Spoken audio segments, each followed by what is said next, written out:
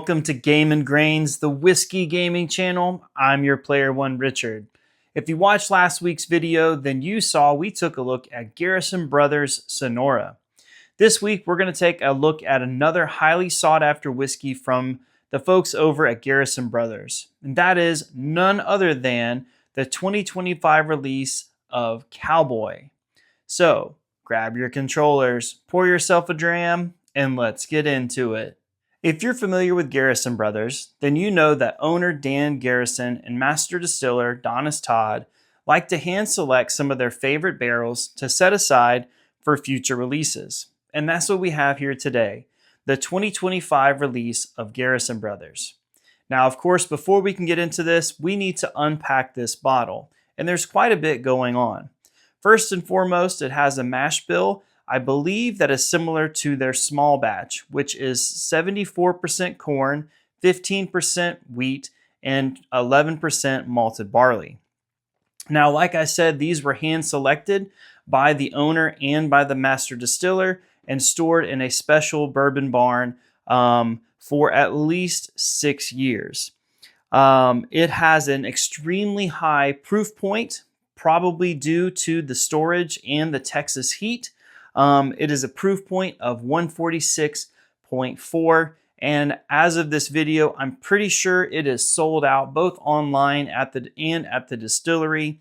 You might be able to find one at secondary cost, probably for some ungodly amount, but those who were able to pick up a bottle at the distillery had to pay $250.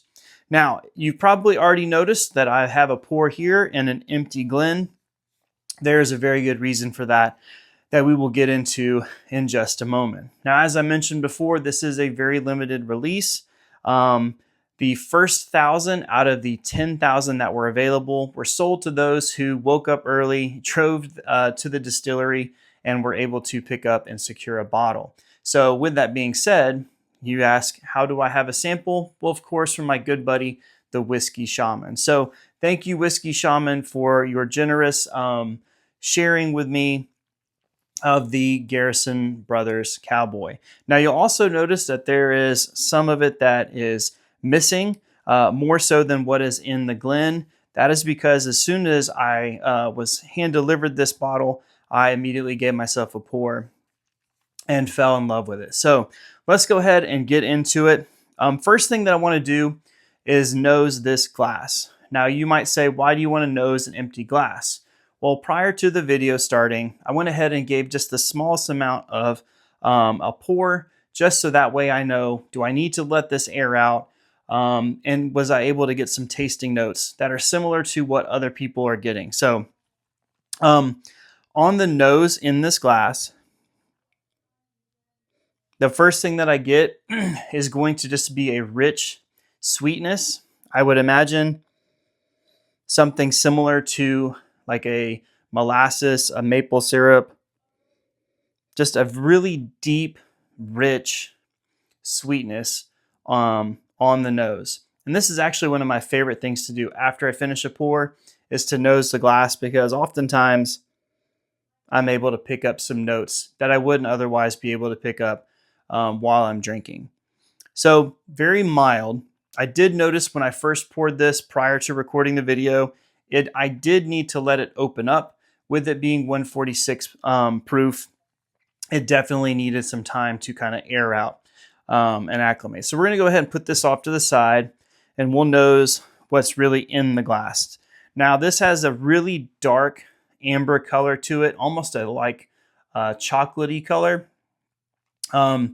With it being in that Texas heat, especially for that really long duration of time, which I think I said at least 6 years, there is a lot of moisture that is being released. I believe when I was doing research for this, they said that there are months where the temperature will not drop really below that 100 point during the daytime. So a lot of that water is being seeped into the barrel, being released through that, it's that angel share, I believe is what it's called. So you're going to get a lot of a deep, rich color and influence from that barrel. So dark color here. So let's get in on the nose. So one of the first things that I get on this nose is almost like a peppery note to it, like a peppercorn,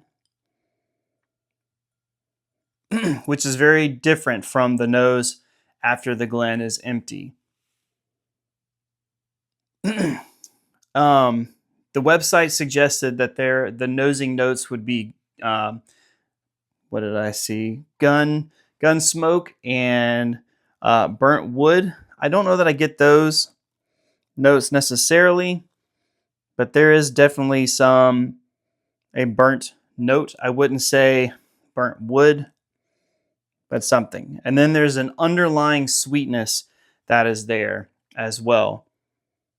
But overall, like whenever I first opened this and gave myself, I nosed the glass, everything that I typically would think or associate I would want with a bourbon or with a whiskey is in this glass. So overall, just really nice nose. All right, let's go ahead and get it on the taste. Cheers.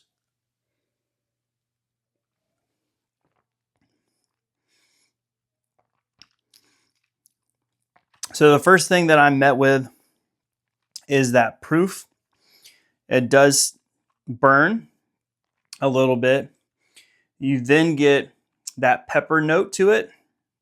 And as it starts to dissipate, you're left into a dark, like red fruit, perhaps a plum or something like that. And as I'm talking, I can kind of feel the vapor just seeping out. And as it does, you get more of that sweetness that is there. I've read that people get molasses. I can see where you would get that from. This on the taste, this is really good. Now, obviously, with this being 146 proof, it's not something that you are going to want to drink all night. And with it having an MSRP of $250, probably would want to be something like just a every once in a while special occasion pour. But this is really, really good. So I'm going to get it on another taste. Actually, I'm going to nose it real quick just to see, now that I have that flavor on my tongue, if I'm able to pick up some other notes on the nose that I wasn't able to before.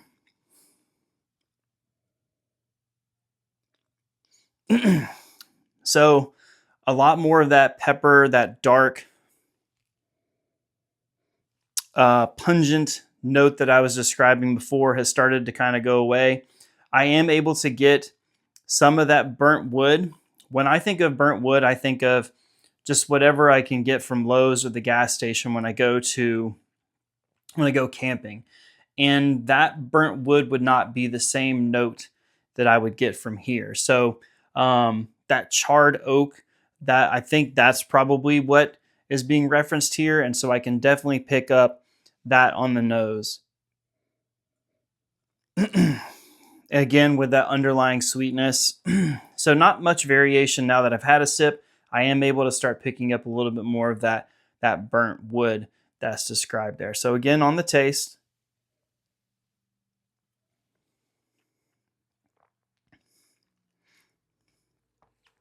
Can definitely feel that proof on my lips as I took a sip. Little tingling just for the slightest bit of time on my lips. Again, that peppercorn note that's there on the tongue. As I'm talking, as the vapor is starting to kind of just dissipate, you're left with that sweetness that just lingers there on the tongue. This is really good. Again, unfortunately, it is sold out. If you have a friend or a neighbor or somebody like that who is maybe willing to give you a sample or share a pour, definitely ask, nudge, hey, I noticed that you have that Garrison Brothers Cowboy over there. But this is really, really good. One more time. Why not? We'll talk about the finish some more.